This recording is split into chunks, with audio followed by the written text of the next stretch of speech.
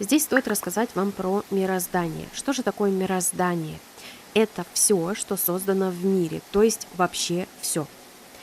В мироздании кроются ответы на вопросы о том, как все устроено, как все работает и в материи, и вне материи. То есть все, абсолютно все. Мироздание или Вселенная, или высшие силы. Кто как это называет, название разное, а суть одна. У мироздания есть три главных закона. Это закон гармонии, равновесия и закон баланса. Давайте немножко об этом поговорим. Закон гармонии и равновесия классно отражает понятие инь-ян. Что это такое?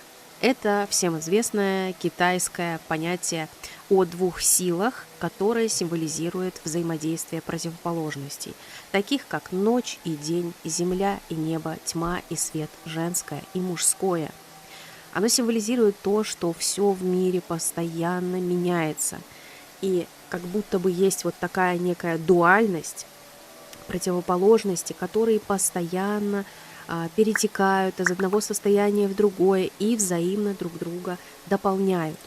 Обратите внимание на картинку, система инь-ян, и очень классно отражается здесь то, как это вообще работает, то есть о чем это в принципе.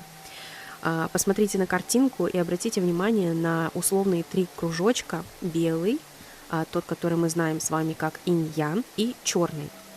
И давайте немножко разберемся. Китайцы считают, что есть некая первородная сила, то есть что это такое? Это то, что мы называем высшими силами. Это Бог, это Вселенная, это космос и много вот таких понятий, да, которые объединяют, по сути, одно и то же значение. Это такие первородные силы, которые порождают собой тот самый инь-ян. Давайте разберем прям по кусочкам. Верхняя часть – это дух, небеса. В китайском называется это шэн.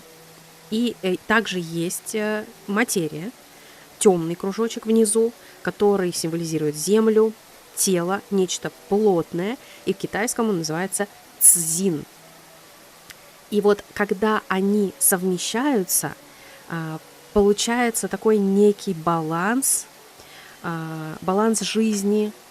Жизнь – это то, что наделено разумом, и в китайском это понятие обозначается ци. И вот тот самый инь-ян – это, по сути, то, что объединяет высшие силы и материю. Это сознание, которое живет в человеке, в животном, да, но в основном вот человек как-то он уже больше, как мы уже говорили, задается разными вопросами о смыслах, то есть это проявление сознания.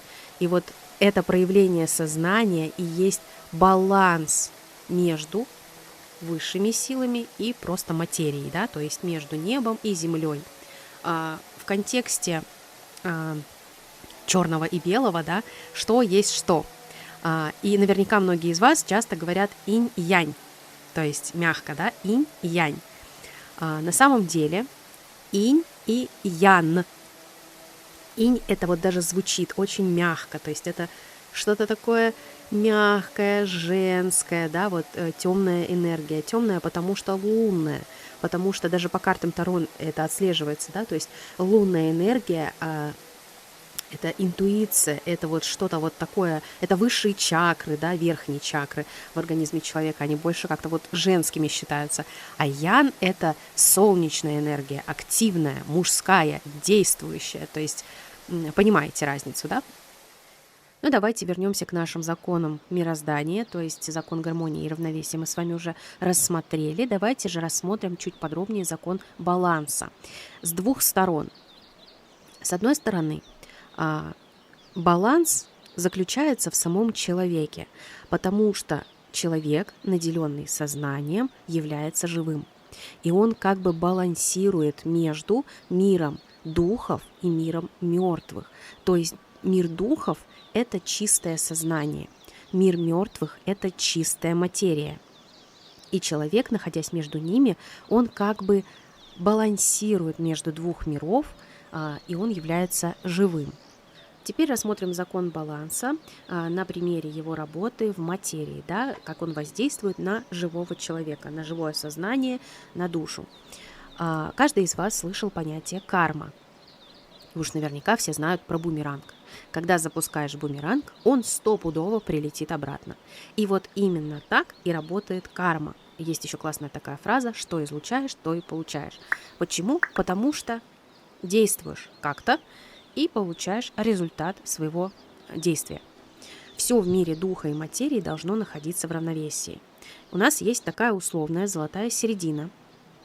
И если вы ее качнете, то запускается маятник противодействия, потому что все в мире по законам мироздания стремится к равновесию, к балансу. Каждый из вас наверняка слышал соответствующие фразочки типа «где-то убыло, а где-то прибыло», «кто-то теряет, а кто-то находит». И вот именно так проявляет себя в материи закон баланса, то есть все балансируется, и именно так работает карма. Давайте чуть-чуть подробнее разберемся, что же такое карма. Карма – это действие. Вот наверняка очень многие слышали вот это вот, точнее, может быть, кто-то воспринимает так, да, что карма – это нечто, прям что-то ужасное, это какая-то кара небесная, что вот прям какой-то злой рок. На самом деле, ребятки, это не так. Карма – это просто действие. И когда она летит обратно, это к вам летит результат ваших действий. И никакой кары небесной в этом нет. Поэтому не пугайтесь, пожалуйста, слова «карма».